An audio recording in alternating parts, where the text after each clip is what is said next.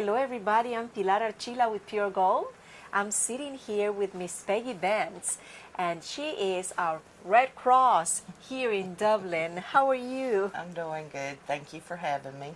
Well, thank you so much for accepting my invitation. Like I was telling you before, Red Cross is very close to my heart. I think that even way before I moved to United States, even when I was a little girl in Colombia, I remember we used to go out and help Red Cross, and they used to give us little stickers and with a little Red Cross in all of the girls that were helping. We used to just have a little sticker with the Red Cross. So that's, just bring back memories. So it's so wonderful. First of all, I would like to know how you end up getting involved with Red Cross. Well, the way I got involved with Red Cross, tornadoes actually came out to my house. Oh! And I was actually one of the blessed ones. It did hurt some of our neighbors. Oh my gosh. It did tear up some homes, but I was volunteering at a church. I had no clue about Red Cross. Oh, wow. And come to find out, I liked what I seen, and I Yes. wanted to volunteer with the Red Cross. The next thing I know, You end I up was here. working, and I've been here for 9 years now. Yes, you have. I remember before you was Debbie Wynn, Yes, ma'am. and I actually volunteered for many years with her in Red Cross. How long ago was that tornado? 10 years ago? 10 9 years? years ago. The Mother's Day tornadoes. I was going to say it was around Mother's Day. Well, I'll never forget it was that. the ones that was right before Mother's Day that came out to where I lived at. Oh. And then immediately after that, then Mother's Day tornadoes Yes. came. And that's where I seen what went on during a big disaster. I remember on that Mother's Day tornado, yeah, you're right, 9 years ago, about 9 years ago, because my grandchild was just about 6 months old, and I remember they came to Dublin, and we were inside a bathroom, scared to death, and our home was shaking like crazy that It is Mother's Day. terrifying. It was just horrible. It really is. When you go through something like that, it's terrifying. Yes, I'm very terrified of natural disasters because I feel like, you're so hopeless. Well, you don't feel in control. Exactly. But that's the one thing that Red Cross does try to help, is better prepare you for those so you do feel a little bit more in control. So how Red Cross prepare people for something like this? Well, we have websites that you can go to, and learn how to build a kit.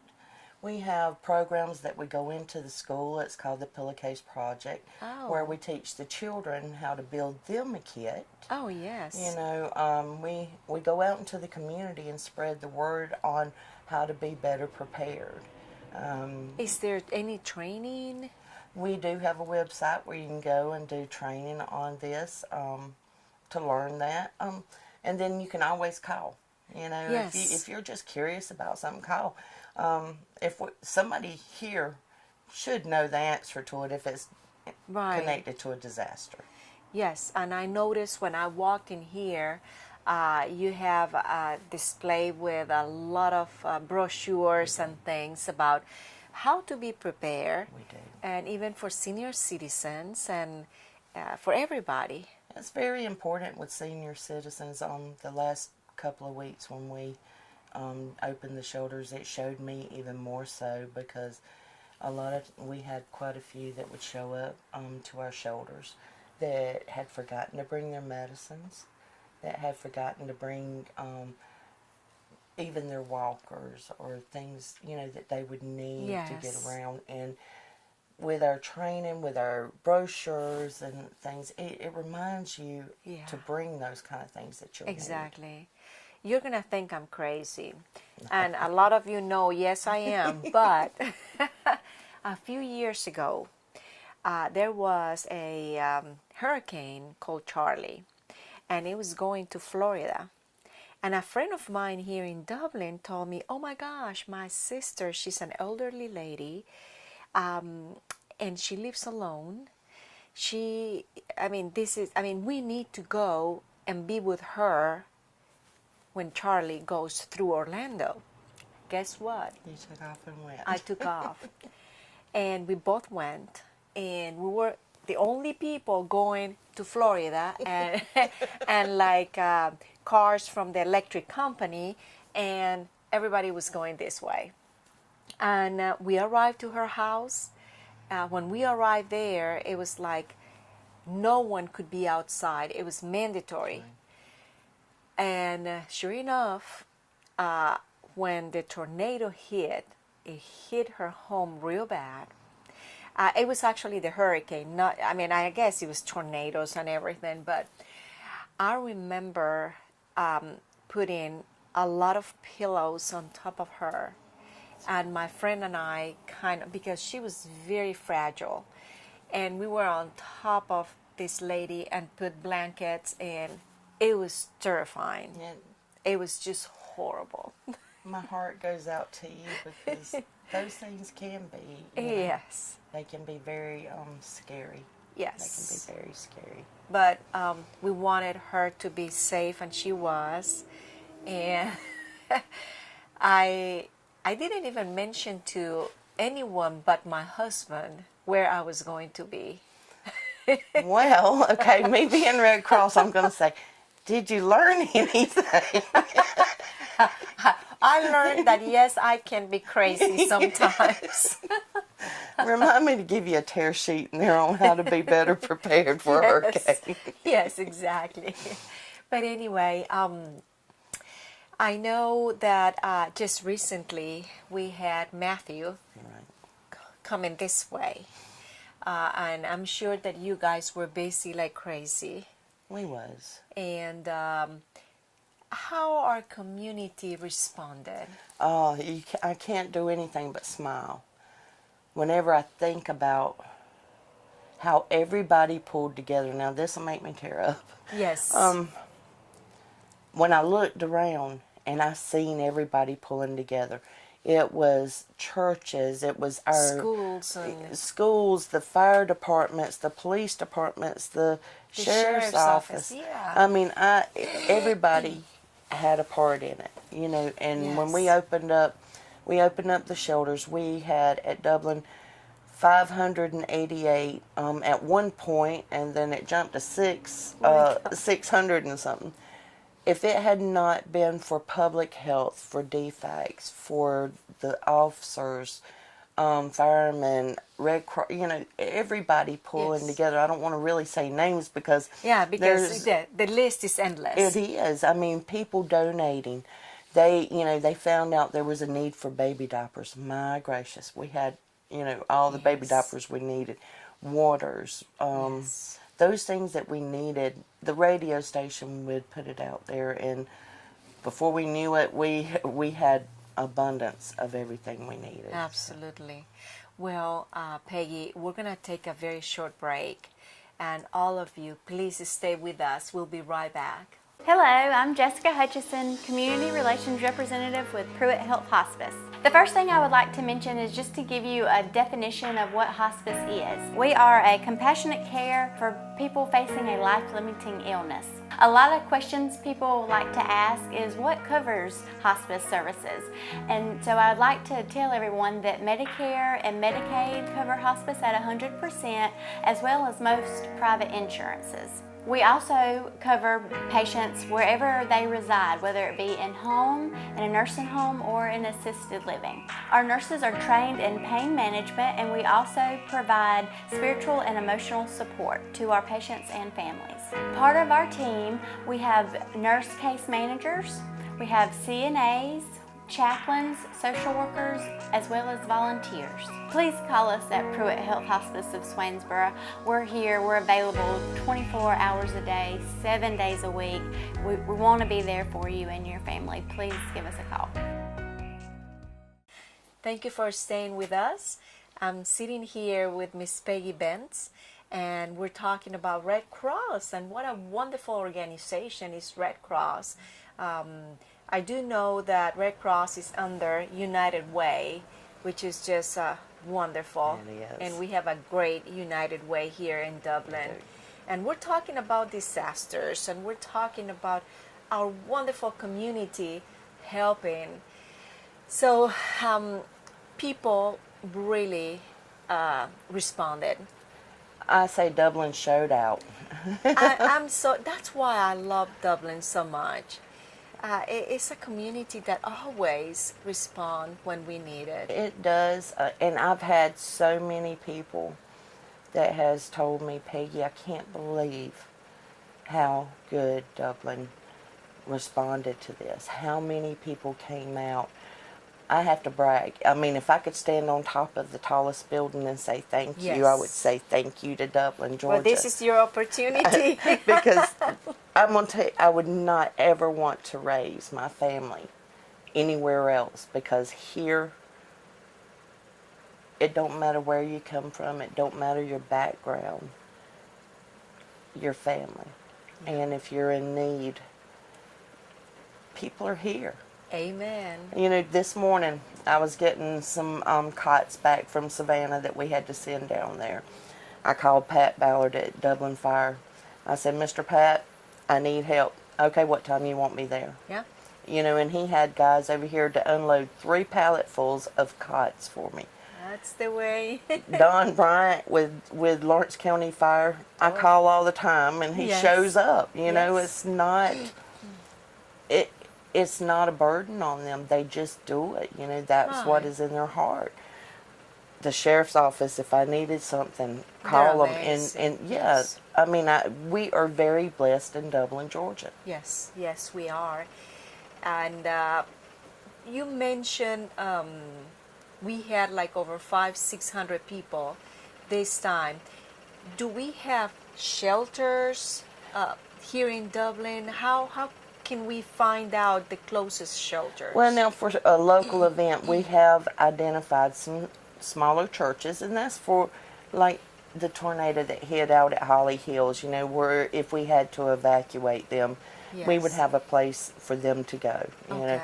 Now for our coastal evacuations, those are through our schools. Yes. Right now, you know, The gymnasiums or the gym. the gyms, yeah, that's pretty much where we, you know, where they'll be sleeping and all. Our school systems, Dublin and Lawrence County, stepped up. They fed all these people because Yes. at Dublin High School there was quite a bit. At Lawrence County schools, East Lawrence, we had, I think it was 200 and something out there. Every meal they pay, you know, they provided for these families Yes. to make sure that they were taken care of, make sure that they had something to eat. You know, I can't Yes. say enough about the people in Dublin. Yes, yes. How many days these people stay? I think it was 4 days About that we 4? we Yeah. kept them open, and then the governor said that it was okay for them To to go start back. going back. And now we still have, we still had shelters open closer to their home, Uh-huh. and a lot of them, that's what they wanted, to at least be closer To be home. closer. You know, because they didn't know what they were going back to. Yeah. You know, they had no clue. Well, I'm sure that it's just very devastating to have to evacuate and then watch on TV what's going on and not knowing what's happening in your Exactly. own home. You mentioned Holly Hills. I live in Holly Hills, and actually I live on the street that the tornado hit real bad. But fortunately, my house was safe. Nothing bad happened to my house, and from that on, everything was crazy. And then stopped at my mom's house that is in Holly Drive. But of course, I didn't know when I opened my garage and everybody's trees and everything, and trees on top of homes. I started crying right there just to see my neighbors outside just looking at what happened to their homes, and for me not knowing if my mom was okay. I That's was just, and she would not answer the phone. And I don't know what was wrong with her phone. She will not answer. And I was trying to get to her house that it was only a block away, but it was so much debris that I was so scared. We had people out doing damage assessment, and they were having a hard time getting through the neighborhoods there. Yes, it was just, yeah, Excuse me. no problem. If someone really would like to donate, how they can go about, getting in touch with United Way, or how? Well, they can actually log on to redcross.org if they wanted to donate online. They can send a check here. They can contact Johnny Payne at the United Way. Right. And do it that way. Yes, ma'am. All right. Well, we're going to take another short break. Please stay with us. Travis's professional carpet cleaning services has been providing constant and quality carpet care for more than a decade. Call Travis's for expert cleaning and restoration of your carpet, tile, grout, upholstery, and more. Travis offers residential and commercial services in order to make your home or office a cleaner and healthier environment. Travis's professional carpet cleaning services, a leader in Lawrence and surrounding counties for more than a decade. Call now at 278-4373. Miss Peggy is sitting here with me. She is with Red Cross, and we're talking about disasters and how Red Cross help. When there is a disaster and everything goes like crazy and people are in one place, another place, does Red Cross help families to reunite after a disaster? We do. We have what we call a Safe and Well website. You can either call in or you can actually go online, register yourself, or look for a family member. So, say for instance, the families that came here and stayed in the shelter, Okay. they could call in, give the information, and they could put out whatever information they wanted. Yes, my family is okay and we're here. Or if they didn't want to give their location, they just wanted to let family members know fine. that they're okay, they can just give that information. And when the family member, goes Reach. So basically, if there is a disaster, for instance, in my case, my children do not live here, but something happens where they are. I call Red Cross and see if they have registered. That's the way it works. That is the way, but now also we have what we call an emergency app. If you have a smartphone, Yes. it is awesome. You should go and download it. Listen to this. You can put your family. I can send out a text, and my entire family will get the text that says I'm okay. Oh. And check to see if they're okay. It has Oh, a that is toolbox. just great. It has tornado warnings. It has so many different And it works parts. all over United States. It does. So go to redcross.org and download the emergency app. Oh, that is great because not all my children are here, and I have one with his wife in California, and I always worry about him. And his the good wife. thing as a mom, you can hit that button and they have to reply. They better reply. That's it. Every time I talk to him, I always ask, I said, do you guys have a plan if something happens and you guys are in your place of work and where to meet or, yes, we have a plan, But one time there was a earthquake, and it happened like at 4 in the morning in San Francisco, and I heard about it here like 7 in the morning or so. So I called them. I mean, I was freaking out. I'm sure. I called them, and they were not answering cell phones, so I called them at home, and I was just going crazy. Finally, he answered the phone, and he was, of course, sound asleep. He didn't know they had an earthquake. He said, Mom, we were asleep. We didn't know we had an earthquake. That's how worried I am about things. Well, this would be a great app for you. Believe me, my son, he is in the service, and he's been all over. And Mom really loves this one because if he goes a little too long without Yes. talking to me, we always do a little check to make A sure. little bit, yes, Yeah, to okay. see if everything is That's okay. right. What is it that Red Cross need? We need volunteers. Volunteers. You may only have an hour a week. You might have 40 hours a week. It's up to you. Exactly. But we are in desperate need of volunteers. We have what we call a disaster action team.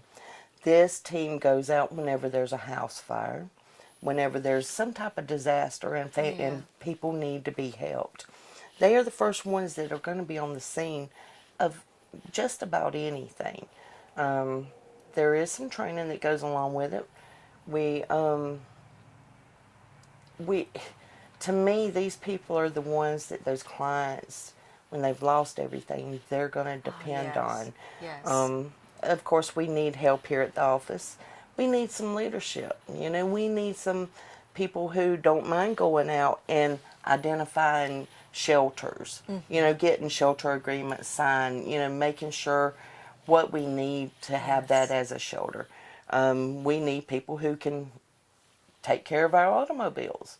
You don't think about, taking there it and getting... is so much that, there is so many different things. Just because one thing does not fit you doesn't mean that the next... you cannot volunteer for Red Cross. Some people think, well, I can't leave my home. Guess what? I need dispatchers. And what those dispatchers do is dispatch our teams out where they're going. They make sure that they verify an event, which is like a fire or whatever it might be, to make sure that our teams are going somewhere safe. Wow. And also money we can always use. Monetary donations are very big. Right now, we really do need these monetary donations to continue to be able to do what we do. To be able to do, exactly. Well, let me tell you, it's been wonderful, very informative. I learned a lot. Great. And thank you so much for accepting my invitation. Thank you. And all of you out there, thank you so much for watching. And until next time.